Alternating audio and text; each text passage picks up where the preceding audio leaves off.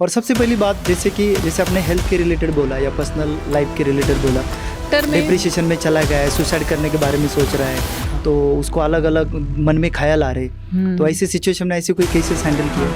बहुत है। एक तो औरतें जो रहती है जो पति के ऊपर फाइनेंशियली डिपेंडेंट है। दूसरा केस है नौजवान जिनके पास नौकरी नहीं है, कुछ करने के लिए काम धंधा नहीं है, माँ बाप से पैसे लेके वो अपना गुजारा करते, तो कई बार टीन फैमिली हुए, बच्चे हो गए या पेरेंट्स हो गए, तो उनके लिए आपने जो जैसा स्पेसिफिक लेवल पे उनके मेंटेलिटी के ऊपर काम करते हो, तो ऐसी कौन सी एक आधी केस है जिसके ऊपर आप डिस्कस कर सकते हैं? ऐसे बहुत केसेस है, बहुत केसेस है, एकदम मतलब ताज़ा इंसिडेंट्स बोल सकते हो। तो सबसे पहली बात, आपका बहुत बहुत वेलकम सेटअप मास्टरी चैनल के अंदर। और सबसे पहली बात, हमारे साथ बहुत ही हाईएस्ट कनेक्टिविटी मुंबई से हमारे साथ आए हैं आरती बंसोड़े, और उनके बदौलत आज जो भी हमने एक सेटअप किया, एक रैंडमली हमने तय किया कि चलो एक पॉडकास्ट कर लेते हैं आपके साथ।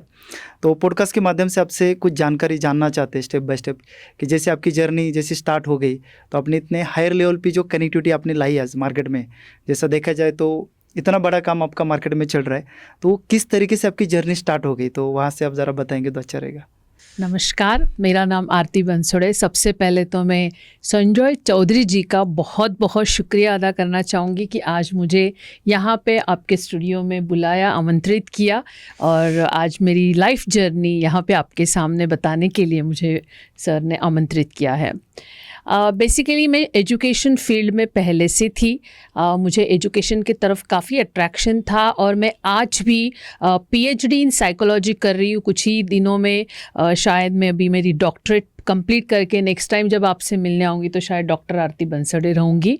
तो एजुकेशन की तरफ मेरा जर्नी था पहले से ही, शुरू से ही, और नॉर्मल टीचर, एक होम मेकर से आज जो मेरी जर्नी है वो महाराष्ट्र में एक स्पीकर, एक साइकोलॉजिस्ट, एक ट्रेनर के तौर पे आज मैं जानी जाती हूँ। लोगों को मेंटल हेल्थ के बारे में, इनफैक्ट आज सर से जो मिलने का मौका मिला है, वो एक अवार्ड जो मैं मेंटल हेल्थ जो स्प्रेड कर रही हूँ, अवेयरनेस कर रही हूँ, उसी के लिए मिला है।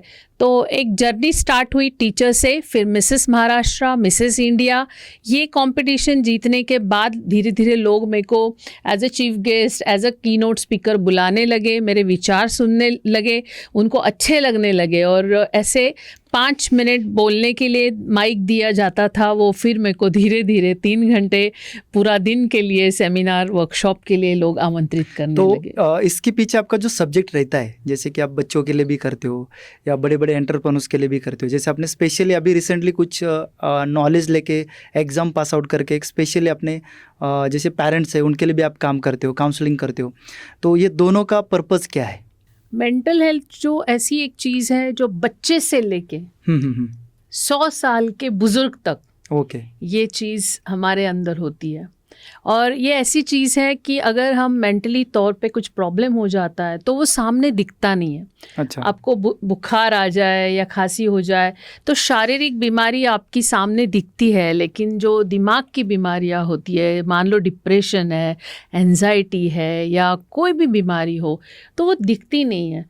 तो ये जो मेरा काम है, छोटे बच्चों से लेके बड़े बुजुर्ग तक, तो इनको मेंटली फिट कैसे रखना है, या आपके अंदर कुछ मेंटली तौर पे डिस्टर्बेंस आ गया है, वो कैसे पहचानना है, पहचानने के बाद उसके ऊपर उपाय कैसे करना है। सो ये सारा जो चीज़ है वो साइकोलॉजी से रिलेटेड है, और स्पेशली मैंने जो डोमेन चूज़ किया है, हमारे भारत का भविष्य, यानी कि हमारा यंग जनरेशन, जिसको हम किशोर वयीन, टीनेजर, एडोलेसेंस, ये सारे शब्दों का इस्तेमाल करते हैं, तो मैंने स्पेसिफिकली ये एरिया चूज़ किया है। और इनको जब हम संभालते हैं, इनको संभालते संभालते माँ बाप का भी रोल आ जाता है, दादा दादी, नाना नानी का भी रोल आ जाता है। सो इसीलिए जो मैं काम करती हूँ वो विद्यार्थी नहीं, मतलब 13 से 20 साल के लोग ही नहीं, तो उनके साथ जुड़े हुए उनके माँ बाप, उनके फैमिली मेम्बर सब इसमें आ जाते हैं। इनफैक्ट मेरा पीएचडी का टॉपिक भी वही है कि माँ बाप के झगड़ों का या माँ बाप के रिश्तों का बच्चों के ऊपर, उनके करियर के ऊपर कैसे प्रभाव पड़ता है। अच्छा। सो ये टॉपिक मानसिक जो बीमारी, मानसिक जो बच्चों का एक स्थिति है उससे रिलेटेड ही है। चलो, बहुत ही बढ़िया। आज भारत भूमि के अंदर आपका काम चल रहा है और जैसे हम सोने की चिड़िया बोलते हैं, भारत को सोने की चिड़िया की तरफ हमें लेके जाना है। जैसे हमारे साथ जैसे राहुल मोड़िया सर है, जैसे कि जयपुर से बिलोंग करते हैं, वो हमेशा बोलते हैं कि भारत की सोनिया चिड़िया बनाने के लिए मेरा कुछ ना कुछ पार्ट हिस्सा बनेगा। वैसे आपका भी जैसा कहना है कि हमारे इस इंडस्ट्री के अंदर जैसे टीन फैमिली हुए, बच्चे हो गए या पेरेंट्स हो गए, तो उनके लिए आपने जो जैसा स्पेसिफिक लेवल के उनकी मेंटेलिटी के ऊपर काम करते हो, टेंशन के ऊपर काम करते हो स्पेसिफिकली, तो ऐसी कौन सी एक आधी केस है जिसके ऊपर आप डिस्कस कर सकते हैं कि ऐसा कौन सा केस सॉर्ट आउट किया जिससे क्या रिजल्ट आया, क्या फ़र्क गिरा, वो थोड़ा जानने में मज़ा आएगा। ऐसे बहुत केसेस है, बहुत केसेस है। अभी एकदम मतलब ताज़ा इंसिडेंट्स बोल सकते हो, मतलब हार्डली 2-3 दिन हुए हैं जो वो केस में बोल सकती हूँ कि अभी मैं सुकून से सो पाऊँगी। As a psychologist, as a counsellor मैं सुकून से सो पाऊँगी। ऐसी वो केस 3 दिन पहले अभी वो औरत का फ़ोन आया। तो केस पॉक्सो से रिलेटेड है। अच्छा। तो बच्ची है छोटी सी, और छोटी बच्ची मतलब एक आरोग्य वर्धिनी केंद्र रहता है, यानी कि गवर्नमेंट हॉस्पिटल जो रहता है, जो डॉक्टर अफोर्ड नहीं कर पाते वो लोग गवर्नमेंट की अस्पताल में जाते हैं। तो वो जो छोटी बच्ची है, नन्ही सी 5-6 साल की, वो कुछ बीमारी लेके वहाँ पे गवर्नमेंट डॉक्टर के पास गई थी, और वहाँ पे उस डॉक्टर ने पूछा ये तेरे को कैसे हुआ। तो वो बच्ची ने बोला कि मेरे को, अभी मैं यहाँ पे थोड़ा नहीं बोलना चाहूँगी, बट एक बहुत ही करीबी रिश्तेदार, अच्छा, करीबी मतलब बहुत करीबी रिश्तेदार, शायद मेरे को नाम बताने में भी हिचकिचाहट हो रही है, तो वो मेरे को गलत तरीके से उस जगह पे छू रहे थे। अच्छा। तो ये गवर्नमेंट डॉक्टर को जब पता चला तो मैं KDMC यानी कि कल्याण डोंबिवली म्यूनिसिपल कॉरपोरेशन के भी पैनल पे एज अ काउंसलर हूँ, एक संस्था के माध्यम से। क्या बात है। हाँ। तो उन्होंने ये केस मेरे को सौंपी गई कि एक बच्ची इस तरीके का बता रही है कि उसको क्यों दुख रहा है। अच्छा। हाँ। और एज अ काउंसलर मेरे को वहाँ बुलाया गया। वो लड़की से सब बातें उगलवानी पड़ी, उसके मतलब क्या बोलते हम लोग, उसको कुछ छुए भी नहीं और मैं उसकी से सच्चाई भी उगल लूँ, क्या बात इस तरीके अच्छा, से मेरे को छोटी बच्ची, नन्ही सी बच्ची 5-6 साल की काम करना पड़ा। उसकी मम्मी, 3 बच्चे हैं, तो मम्मी टेंशन में क्योंकि पढ़ी लिखी नहीं है। अच्छा। पिता दारू पीते हैं और घर में मार झोड़ सब चलता है, तो मम्मी कुछ करने के लिए रेडी नहीं हो रही थी, मतलब पुलिस में कंप्लेंट करने के लिए रेडी नहीं हो रही थी, जबकि ये केस पुलिस केस था। तो एज अ काउंसलर मैं बहुत कैची में फंस गई थी। माँ बोल रही नहीं मेरे को पुलिस के पास नहीं जाना है, लेकिन मेरा साइकोलॉजिस्ट मन बोल रहा था ये गलत बात है, मैं इसका सपोर्ट नहीं करूँगी और ये मेरे को पुलिस के पास लेके जाना पड़ेगा। लेकिन पुलिस के पास गई तो ये औरत रास्ते पे आ जाएगी। फिर मैंने डायरेक्टली आयुक्त, अच्छा, हाँ हाँ, उनसे हेल्प ली, आयुक्त से मिली, उनको ये सब केस एक्सप्लेन किया और आयुक्त जी ने मेरी हेल्प की और वो औरत को म्यूनिसिपैलिटी में जॉब दिला दी। क्या तो बात है। वो औरत की वहाँ से छुट्टी हुई, मतलब छुटकारा, जिस माहौल में वो थी। अच्छा। जहाँ पे उसकी 3 बच्चियाँ, 3 उसको डॉटर थी। अच्छा। जहाँ पे अगर वो रहती तो आज एक डॉटर के साथ गलत हो रहा था, अगर वो वहाँ पे रहती तो शायद आगे जाके, और वो 2 छोटी बच्ची 6 साल की, 4 साल की, 1.5 साल की, तो शायद 3 बच्चियों पे असर हो जाता। तो वो मेरे लिए बहुत डिफ़िकल्ट केस था। और अभी वो जॉब पे जाने लगी है, 3 बच्चियों को अभी संभालने के लिए उसने एक बूढ़ी औरत को घर में बुला लिया है वो टाइम अच्छा। पे। और अभी वो 4 औरतें, मैं बोल सकती हूँ, 3 बच्चियाँ और उनकी माँ अलग सेफली रह रही है। क्या बात है, बहुत बढ़िया, बहुत ही बढ़िया, अच्छा लगा।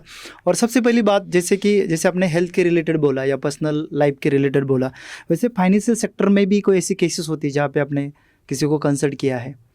फाइनेंशियल सेक्टर में डिप्रेशन में चला गया है, सुसाइड करने के बारे में सोच रहा है। हाँ। तो उसको अलग अलग मन में ख्याल आ रहे, तो ऐसी सिचुएशन में ऐसे कोई केसेस हैंडल किया? हाँ, बहुत है।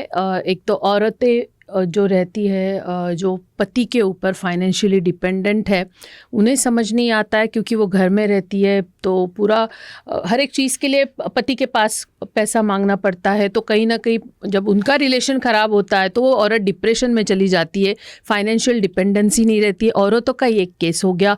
दूसरा केस है नौजवान जिनके पास नौकरी नहीं है, कुछ करने के लिए काम धंधा नहीं है, माँ बाप से पैसे लेके वो अपना गुजारा करते, तो कई बार हालातों के शिकार हो जाते हैं, गलत आदतों में, गलत दोस्तों के साथ फंस जाते हैं।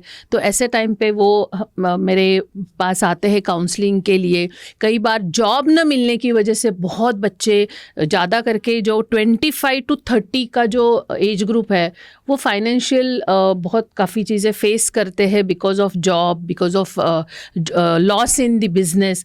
तो वो टाइम पे उन लोगों को उनकी गलतियों में से बाहर निकाल के सही रास्ता दिखाना और फाइनेंशियली उनको स्ट्रांग बनाना। तो यहाँ तक कि उनका प्रोफाइल बनाने से, उनका रिज्यूमे बनाने से, उनको जॉब के लिए रेडी करने से, उनसे मैं प्रिपरेशन करा के लेती हूँ कॉन्फिडेंस लाने के लिए कि मैं बॉस हूँ, तू एम्प्लॉई है और तू इंटरव्यू दे, और उसकी सारा डर निकालना। सो ये सारी चीज़ें करके उनको फाइनेंशियली कैसे सिक्योर हो, इस पे हेल्प मैं करती हूँ, मेंटल हेल्थ का सहारा लेके। ओके, मेंटल हेल्थ के ऊपर प्रिपेयरली काम करवा के उनको सही डायरेक्शन, सही कनेक्टिविटी करवा के देते हैं। Yes. तो सबसे लास्ट एक पॉइंट आपसे शेयर करना चाहूँगा। इतने बड़े लेवल पे, इतने तादाद में देखा जाए मार्केट के अंदर, बहुत भीड़ के अंदर जैसे काम किया जाता है, जैसे आप स्टेज के ऊपर भी जाते हैं तो न जाने हर किसी के अलग अलग क्वेश्चन देखने के लिए मिलते हैं मार्केट के अंदर, लेकिन इतने सबके लिए आपको वाकई लगता है इस भारत भूमि के अंदर ऐसे बड़े बड़े काउंसलर्स आपकी तरह होना चाहिए, ऐसा नॉलेज होना चाहिए, जिससे क्या बदलाव हो सकता है भारत भूमि के लिए, क्या डायरेक्शन मिल सकता है, इसके ऊपर थोड़ा बताएंगे तो और बढ़िया लगेगा। अभी भारत में मेंटल हेल्थ को लेके काफ़ी अवेयरनेस हो रहा है और इस बात की बहुत खुशी है। पहले हमारे यहाँ पे क्या था कि साइकोलॉजिस्ट के पास जाना है, काउंसलर के पास जाना है, तू क्या पागल है क्या, तेरे दिमाग पे कुछ असर हो गया क्या, इस तरीके का लोगों का ख्याल था।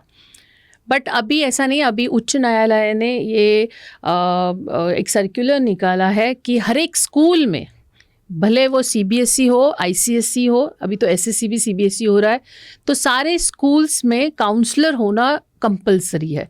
क्योंकि आप देख रहे होंगे कि जो बच्चे हैं वो इतने आक्रामक हो गए हैं। 7वीं 8वीं के बच्चे एक दूसरे का खून कर रहे हैं, एक दूसरे का खून ही नहीं, खून करके नाले में फेंक रहे हैं। अभी रिसेंट एक केस भांडुप में भी हुआ।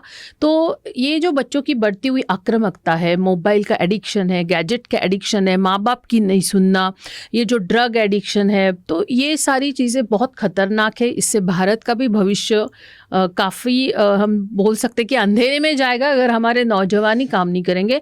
सो यस, मेंटल हेल्थ को लेके इस तरीके का अवेयरनेस होना, ज़्यादा से ज़्यादा साइकोलॉजिस्ट या साइकेट्रिस्ट थोड़ा सा एडवांस में आ जाता है, साइकोलॉजिस्ट, काउंसलर्स, ये आगे आके काम करना बहुत ज़रूरी है। उनकी टीम बढ़ाना बहुत ज़रूरी है, ये बहुत ज़रूरी है। क्या बात है, ज़बरदस्त। और सबसे पहली बात, जैसे कि आपने इतने हाई लेवल पे ये जो प्लानिंग करके चल रहे, तो अगला स्टेप क्या है आपका पूरे भारत भूमि के लिए? भारत भूमि के लिए अगला स्टेप मेरा यही है कि पहले तो मैं अपना PhD इन साइकोलॉजी बहुत जल्दी कंप्लीट करके आपके सामने डॉक्टर आरती बंसोड़े बन के आऊँ। मेंटल हेल्थ पे मेरा ऑलरेडी, जैसे कि आप जानते हो, TV, न्यूज़पेपर, आकाशवाणी, देन मेरे आर्टिकल्स काफ़ी सारे मैगजीन्स में, दिवाली मैगजीन्स में, हर एक न्यूज़पेपर में आर्टिकल आते हैं मेंटल हेल्थ को रिलेटेड। सो ये काम मेरा और ऐसे ही चलता रहे, और मैं बहुत जल्द ही, मेरा सपना है कि एक ऐसा काउंसलिंग सेंटर में खोलूं मेरी डॉक्टरेट होने के बाद, कि जहां पे अंडर वन रूफ, क्या बात है, कोई भी अगर प्रॉब्लम लेके आता है, भले वो करियर काउंसलर का हो, भले वो डिवोर्स का हो, भले वो स्ट्रेस का हो, भले वो जॉब का, कोई भी प्रॉब्लम लेके जब कोई क्लाइंट आरती बंसोड़े के पास आता है तो उसके पास अलग अलग special, we can say specialist counsellors मेरे पास रेडी हो, और अंडर वन रूफ सब लोग यहाँ से एक सॉल्यूशन लेके मेरे जो सेंटर है वहाँ से बाहर पड़े, ऐसा मैं चाहती हूँ और ऐसा सेंटर में बनाना चाहती हूँ। छोटा सा हमने पॉडकास्ट लिया, छोटा सा डिस्कशन किया, इट्स अ बिगिनिंग पार्ट, या फिर हम बोल सकते हैं कि अभी हमारे तो शुरुआत है पॉडकास्ट के अंदर। जैसे मेरा मेन क्वेश्चन ये है कि इतने बड़े लेवल पे, जैसे मैं आपके साथ बिल्कुल डिस्कस करना चाहता हूँ, जैसे doctor Aarti Bansode ma'am is a coming soon tag लगने वाला है, और वो तो हो ही गया, मैं ऐसा बोलूँगा, क्योंकि इतने हायर लेवल पे काम करना, लेकिन ये मार्केट में हर किसी को मालूम नहीं होता है। जैसे हम आज देख रहे, जैसे हम लोग भी केस स्टडीज़ करते, तो हर किसी की डिमांड अलग है, हर किसी के प्रॉब्लम अलग अलग होते हैं, लेकिन उसको स्पेसिफिक लेवल पे कोई ना कोई काउंसलर चाहिए, सही गाइडलाइन मिलनी चाहिए। तो हमारे साथ यहाँ पे जो टाइम निकाल के, उनका वैसा देखा जाए तो शेड्यूल कंटिन्यूली बिजी रहता है, न जाने उनका एक एक मिनट उनके लिए बहुत इंपॉर्टेंट है। लेकिन आज आपने जो स्टूडियो में आके, जैसे सेटअप मास्टर में आके आपने जो आपका वैल्यूबल कीमती समय दिया, उसके लिए बहुत बहुत धन्यवाद।